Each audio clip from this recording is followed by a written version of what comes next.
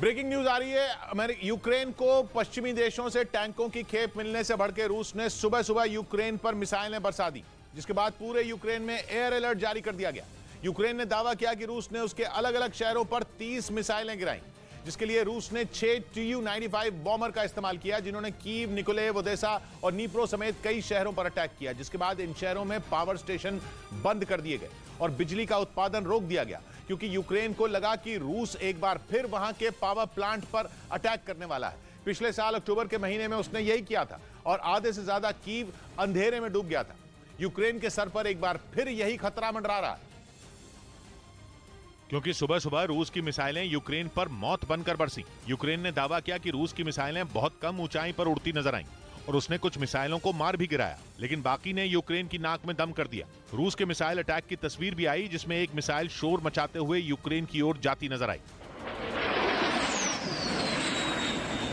Ukraine ने दावा किया कि ऐसी ही करीब 30 मिसाइलें कीव, निकोलेव, ओदेसा और नीप्रो समेत कई शहरों पर गिरी, जिसके बाद यूक्रेन के कई शहरों में धमाके सुनाई दिए। हालांकि यूक्रेन की ओर से नुकसान का कोई औपचारिक आंकड़ा जारी नहीं किया गया, लेकिन यूक्रेन नुकसान की पूरी जानकारी जुटा रहा है, जिसे वो जल्द ही दुनिया को बता देगा।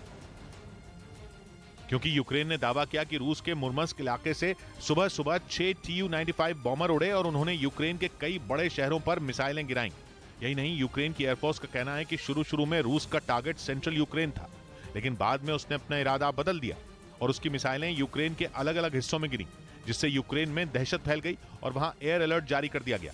जिसका मतलब यह हुआ कि यूक्रेन में कभी भी आसमानी आफत बरस सकती है और जैसे पुतिन के तेवर हैं, उससे साफ है कि वो हमला करने से पहले दिन या रात नहीं देखेंगे और जब मूड होगा यूक्रेन पर आसमान से मौत बरसा देंगे। पिछले साल अक्टूबर में उन्होंने यही किया था और उनकी मिसाइलों और आत्मघाती ड्रोन ने यूक्रेन के पावर प्लांट ध्वस्त कर दिए थे। इसके बाद जैसे तैसे यूक्रेन के कुछ इलाकों में रोशनी लौटी, लेकिन एक बार फिर यूक्रेन के कुछ इलाकों में ब्लैकआउट का खतरा मंडराने लगा है, क्योंकि मुमकिन है कि पुतिन की 30 मिसाइलें यूक्रेन के पावर प्लांट पर ही गिरी हों।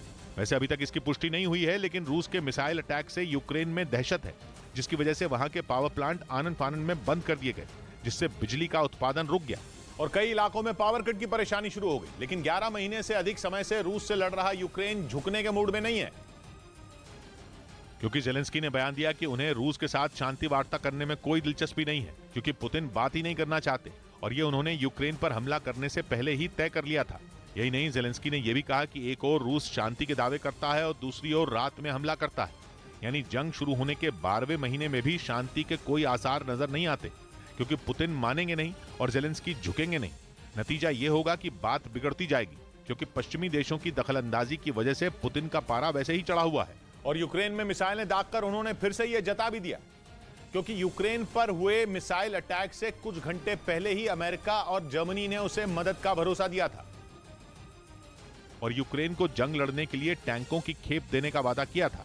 माना जा रहा है कि यही बात पुतिन को बुरी लग गई और उन्होंने अपना सारा गुस्सा मिसाइल अटैक करके उतार दिया, क्योंकि अमेरिका और जर्मनी ने फिर से वही काम किया जिसके लिए पुतिन लगातार मना कर रहे थे। और 26 जनवरी की सुबह यूक्रेन पर मिसाइलें बरसाने से पहले पुतिन की फौज कीव को दहलाने के लिए रात भर हमले करते रही। इसके लिए रूसी सेना ने उसी आत्मघाती ड्रोन शाहिद 136 का इस्तेमाल किया, जो कीव को कई बार जख्मी कर चुका है। क्योंकि जब भी पुतिन यूक्रेन के लोगों में खौफ भरना चाहते हैं, उनकी सेना इसी ईरानी ड्रोन का सहारा लेती है। कहा जाता है कि अब तक जंग में जितनी चोट शाहिद 136 ड्रोन ने यूक्रेन को पहुंचाई, दूसरे किसी और हथियार ने नहीं दी। इसीलिए पिछले कई महीनों से रूस की सेना बड़े हमलों के लिए इसी ड्रोन का इस्तेमाल कर रही है। यूक्रेन के मुताबिक ऐसा ही रूस की सेना ने एक बार किया। उसने राजधानी कीव और उसके आसपास के कई इलाकों में हमले के लिए शाहिद 136 ड्रोन की बड़ी खेप भेज दी। यूक्रेन ने दावा किया कि रूस ने एक साथ इतने आत्मघाती ड्रोन भेजे थे कि हमले के बाद कीव का बड़ा हिस्सा खंडहर में बदल जाता।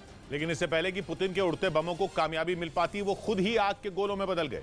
यूक्रेन के मुताबिक उसकी सेना ने रूस के इस बड़े हमले को नाकाम कर दिया, क्योंकि कीव की सुरक्षा में तैनात पहरेदार पूरी तरह चौकन्ने थे। ये पहरेदार वो डिफेंस सिस्टम हैं जो यूक्रेन को पश्चिमी देशों से मिले हैं। यूक्रेन ने ऐसे कई एयर डिफेंस सिस्टम कीव की सुरक्षा के लिए तैनात कर रखे हैं। उन्हें जैसे ही ईरान के ड्रोन के आने की भनक लगी, वो एक्टिव हो गए। इसके बाद उनसे निकली मिसाइलों ने चुन चुन कर पुतिन के भेजे गए ड्रोन का शिकार किया। यूक्रेन के मुताबिक रूस ने एक साथ 24 शाहिद 136 ड्रोन हमले के लिए भेजे थे।